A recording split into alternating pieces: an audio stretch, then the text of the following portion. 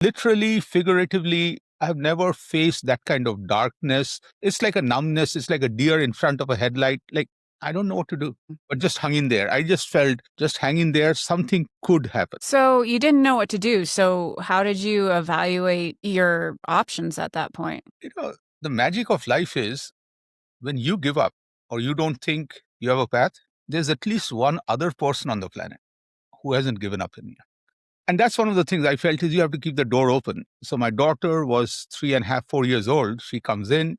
She had heard about this from her mom. She just shook her head by saying, "What have you done to the house? Why is it so dark?" The little girl goes to the couch, climbs the couch to open the lights, and finally she takes me out to the backyard. And we sat there, and and that's the innocence of a child. She hit me straight with three questions. What is death?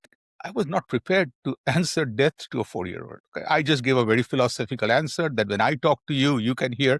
When you talk to me, I can hear. But in death, I can hear. But when I'm talking, you can't. Like, she's like, whatever. Okay. Then her second question was, "Are you dying?" And I lied. I said no because I just felt that I can't answer that.